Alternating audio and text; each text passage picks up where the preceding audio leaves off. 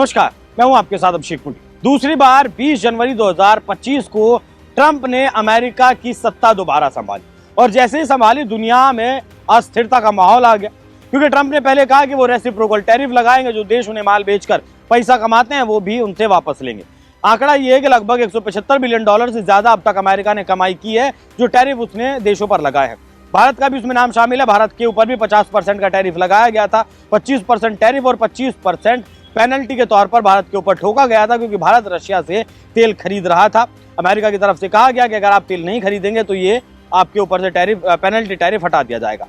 6 फरवरी को भारत और अमेरिका के बीच में ट्रेड डील हुई और घटकर टैरिफ 18% रह गया। हालांकि उसके बाद सुप्रीम कोर्ट का एक फैसला आया जिसमें ट्रंप ने जो टैरिफ लगाए गए थे देश में एक नेशनल इमरजेंसी के तहत उन्हें रद्द कर दिया है। उसके बाद बड़ा सवाल उठा कि भारत के ऊपर टैरिफ कितना लगेगा, क्योंकि ट्रंप ने फिर उसके बाद एक नया बम फोड़ा और कहा कि वो ग्लोबली 10% टैरिफ लगा रहे हैं। उसके बाद उस टैरिफ को 15% बढ़ाकर कर दिया गया। तो अभी साफ तौर पर क्लियरिटी नहीं है कि कितना टैरिफ भारत के ऊपर लगेगा। लेकिन इसी बीच एक नोबेल को लेकर चर्चा छिड़ी थी, जिसमें इजराइल के प्रधानमंत्री बेंजामिन नेतन्याहू ने कहा था कि ट्रंप को नोबेल पुरस्कार मिलना चाहिए। पाकिस्तान के प्रधानमंत्री भिखारी देश के प्रधानमंत्री ने भी कहा था कि ट्रंप को नोबेल पुरस्कार मिलना चाहिए और ट्रंप को उम्मीद थी कि भारत की तरफ से भी ये कहा जाएगा, क्योंकि ट्रंप 50 बार से ज्यादा ये दावा कर चुके हैं कि भारत और पाकिस्तान के बीच जो लड़ाई छिड़ी थी वो मध्यस्थता उसकी ट्रंप ने करवाई थी और वो ट्रंप ने ही रुकवाई थी। ऐसे में अब अमेरिका के एक सीनेटर का बयान सामने आया है, जिसमें उन्होंने कहा है कि प्रधानमंत्री मोदी ने ट्रंप को इस लायक ही नहीं समझा कि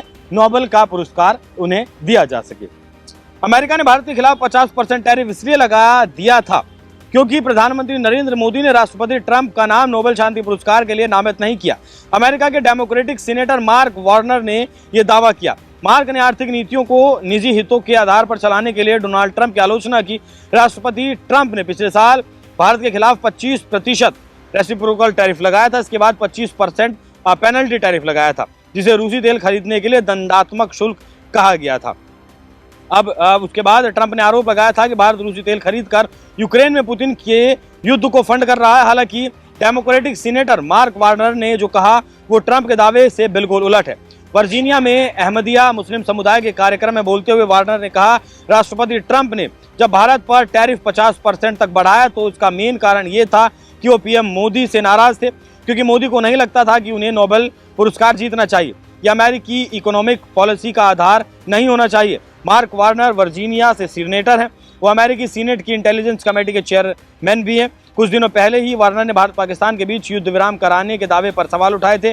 वार्नर ने कहा था कि मैंने भारत सरकार, इंटेलिजेंस एजेंसी और अमेरिकन इंटेलिजेंस कमेटी के सदस्यों से जो सुना और पढ़ा है उससे साफ हो जाता है कि मुद्दा भारत और पाकिस्तान ने खुद ही सुलझा लिया है। मई 2025 में ऑपरेशन सिंदूर के बाद ट्रंप ने दावा किया था कि उन्होंने भारत पाकिस्तान युद्ध रोक दिया था। डेमोक्रेट वार्नर भारत और अमेरिका के बीच अच्छे संबंधों की वकालत करते रहे हैं। जनवरी में भी उन्होंने एक इंटरव्यू के दौरान कहा था कि क्वाड और 2+2 डायलॉग समेत भारत अमेरिका के सुरक्षा फ्रेमवर्क में रफ्तार धीमी हो रही है। वार्नर ने यह भी कहा था कि ट्रंप सरकार ने पारस्परिक कूटनीति और सुरक्षा मैकेनिज्म के लिए कम ध्यान दिया। उन्होंने कहा कि वॉशिंगटन के लगातार न जुड़ने से इस बात पर असर पड़ सकता है कि साथी देश अमेरिका की विश्वसनीयता को कैसे देखते हैं।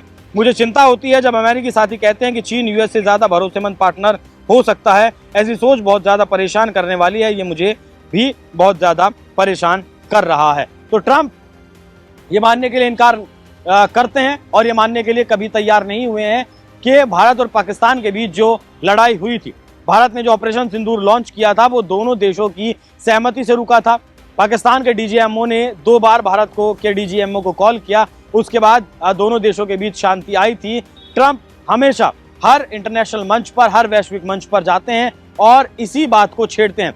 वो मिडिल ईस्ट में हो, वो गाजा में हो, वो शर्म अल शेख में हो या फिर वो अमेरिका में भी कोई प्रेस कॉन्फ्रेंस कर रहे हों, वो हमेशा इस बात का फुटेज लेने से पीछे नहीं हटते हैं, क्योंकि जानते हैं 140 करोड़ की आबादी है भारत की, और जब वो भारत को लेकर कोई बयान देंगे तो करोड़ों लोग उस बयान को देखेंगे भी। अपना सोशल मीडिया ट्रूथ चलाते हैं। छपास की बीमारी इस आदमी को लगी हुई है और इस आदमी के भीतर अब तो ये शायद भावना आने लगी है कि मैं ही भगवान हूँ, अहम ब्रह्मास्मि, मैंने जो कह दिया वो कह दिया। अब तो सुप्रीम, पहले तो ये समझता था आदमी कि 193 देशों का राष्ट्रपति इसे चुन लिया गया है। अब ये सुप्रीम कोर्ट से ऊपर जाकर भी, सुप्रीम कोर्ट के जजों को भी जो मतलब बहुत अपमानित शब्दों से इस्तेमाल कर सकता हो, उस आदमी के बारे में क्या ही कहा जाए। बाकी अमेरिका की तरफ से ही जो पोल खोलने का काम ट्रंप की किया गया है, उस पर आप लोगों की राय क्या है, कमेंट बॉक्स में जरूर बताइएगा। नमस्कार।